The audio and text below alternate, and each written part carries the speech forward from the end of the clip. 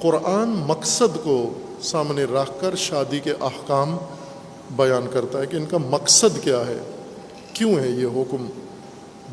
بڑی دلیل یہ ہے کہ چونکہ مقصد حفاظت ہے، انسان کی زندگی کی تحفظ ہے، تو یہ تحفظ پورے اس نظام میں محفوظ رہنا چاہیے۔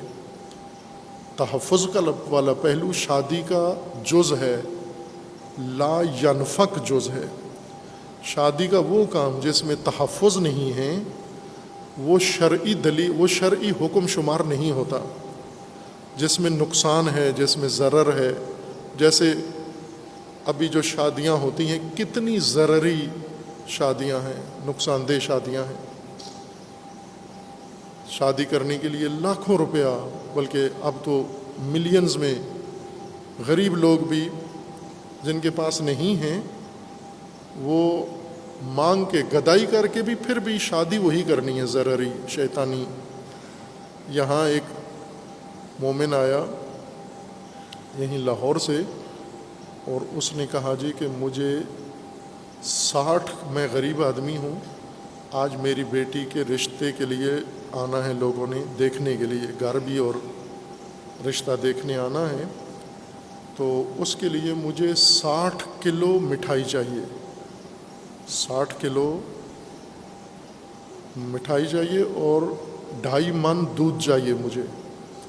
میری بیٹی کے رشتہ دیکھنے والے، ابھی نہ منگنی ہوئی ہے، کچھ بھی نہیں ہو، صرف انہوں نے دیکھنا ہے آ کے، 2.5 من دودھ اور اتنا یہ، اور اب میرے ذہن میں تھوڑے اعداد و شمار شاید دقیق نہ ہوں، 2 کلو دیسی گھی۔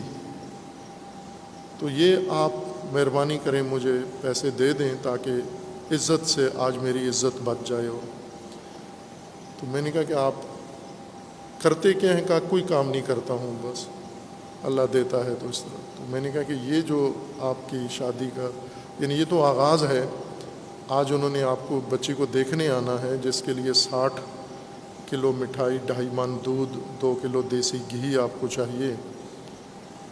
تو یہ آپ کے علاقے میں باقی لوگ ایسا ہی کرتے ہیں، جب ان کے ہاں کوئی شادی بچی دیکھنے آتا ہے تو چائے پلا دیں بس ان کو۔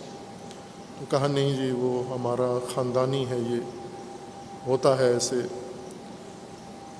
ہم نے یہ کرنا ہے۔ اس کو بہت سمجھایا کہ یہ رسم آپ اس کو جب ہے نہیں یہ پیسے اور مانگنے آ رہے ہو، مانگ کے پھر اس سے یہ آپ اہتمام کرو گے۔ اب اس کی صداقت دیکھنے کے لیے میں نے کہا کہ اگر ٹھیک ہے ہم آپ کو پیسے نہیں دیتے، یہ 60 من یا 60 کلو مٹھائی آپ کے گھر بھیج دیتے ہیں۔ کہا نہیں یہ نہیں ہو سکتا، اس میں بھی ہماری بے عزتی کا خطرہ ہے، چونکہ جو آئے ہیں انہیں پتہ چل جائے گا کہ مٹھائی کوئی اور لا رہا ہے۔ تو ہم نے کہا نہیں، ہم ان کے آنے سے پہلے مٹھائی پہنچا دیتے ہیں، وہ جب آئیں گے مٹھائی پہلے پڑی ہوگی۔ تو کہا نہیں وہ مکھیاں بیٹھتی ہیں، خراب ہو جاتی ہے، اور وہ تازہ ہونی چاہیے، ان کے آنے کے بعد مٹھائی پہنچے گی، اور وہ ہم نے اہتمام کیا ہوا ہے مٹھائی والے سے، حلوائی سے، وہ فوراً پہنچا دے گا۔ یہ ایک غریب آدمی جس کے پاس اپنی گھر کے لیے ایک وقت کے کھانے کے پیسے نہیں ہیں، یہ اس نے شادی کے لیے داستان سنائی، کتنی حقیقت ہے نہیں ہے واللہ عالم۔ لیکن کچھ لوگ کرتے ہیں نا اس طرح کا کام، تو اس کے ذہن میں آیا ہے، کسی نے کیا ہے ایسے، اس نے دیکھا ہے اتنی مٹھائی رشتہ لینے والے آئیں اور کھا کے جائیں، یا لوگ گلی محلے کے دیکھیں کہ رشتہ لینے والوں کو انہوں نے یہ کھلایا پلایا۔ یہ شیطانی کام ہے، یہی بربادی ہے۔ اس میں تو حفاظت نہیں ہے، اس میں تباہی ہے۔ تباہی کس طرح دین کا رکن بن سکتی ہے یا شادی کا حسن جز بن سکتی ہے؟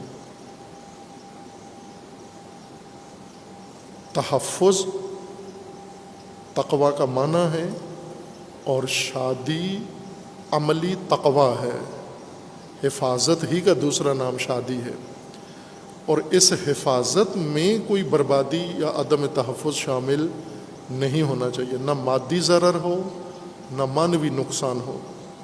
چونکہ خود کام حفاظتی ہو رہا ہے، حفاظتی کام میں نقصان والا کام نہیں کرنا۔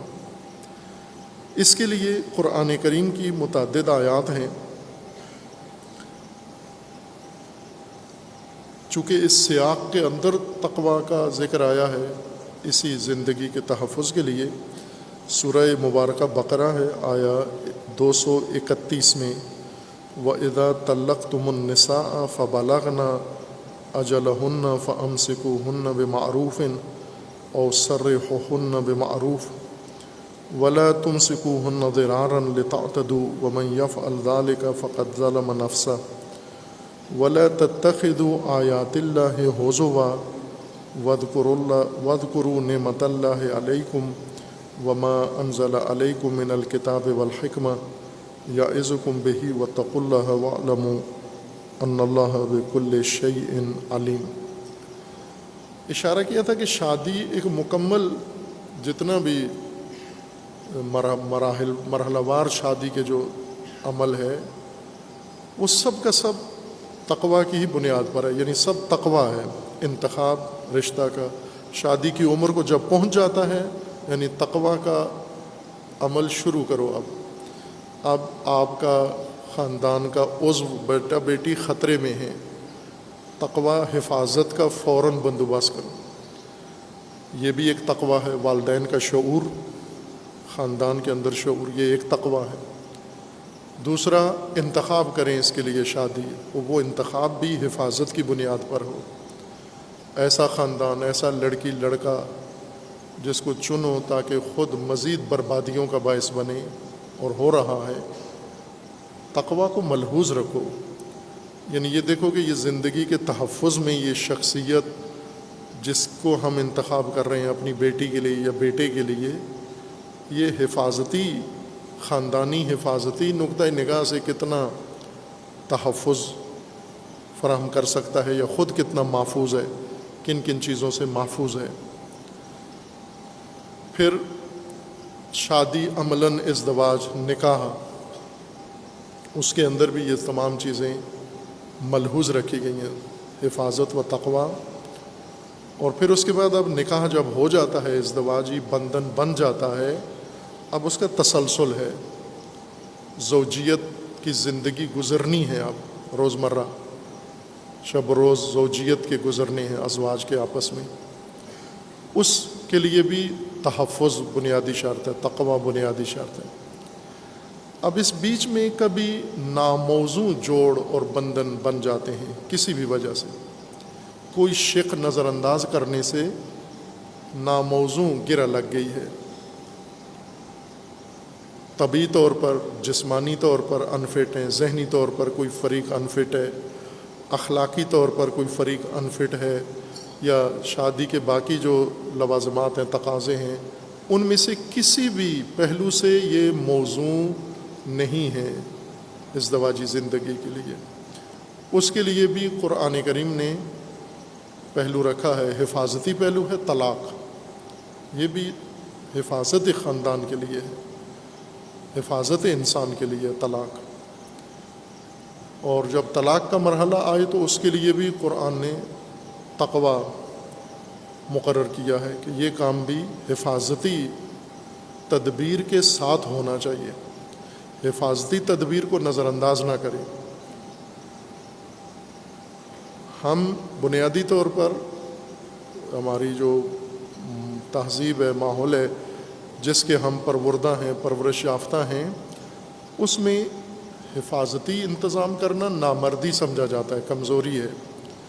مثلا یہ لیبر یہاں کام کر رہے ہوتے ہیں، خطرناک ترین کام کر رہے ہوتے ہیں، اور کوئی حفاظتی تدبیر نہیں کرتے، حفاظتی خود سر پہ نہیں رکھتے، ہیلمٹ نہیں پہنتے، گاڑیاں چلاتے ہیں، موٹر سائیکل چلاتے ہیں، حفاظتی انتظام نہیں کرتے، حفاظتی بوٹ نہیں پہنتے، حفاظتی لباس نہیں پہنتے، کیونکہ پرورش ایسی ہوئی ہے، ہم بنیادی طور پر میلے کی تہذیب کے باسی ہیں، شغلی لوگ ہیں ہم، شغل میلہ، ہماری ہر چیز شغل میلہ ہے، سیاست شغل میلہ ہے، مذہب شغل میلہ ہے، دین شغل میلہ ہے، شادی بھی شغل میلہ ہے۔ سنجیدہ ترین کام بھی، تعلیم بھی شغل میلہ ہے. شغلی لوگ ہیں ہم، میلے والی تہذیب ہے ہماری. ظاہر ہے شغلی لوگوں کو تو کوئی چیز حفاظت نہیں چاہیے ہوتی ہے. شغل کرنا ہے، حفاظت سے شغل نہیں ہوتا. جب آپ نے شغل میلہ کرنا ہے اور حفاظتی بندوبست کریں تو شغل کہاں جائے گا؟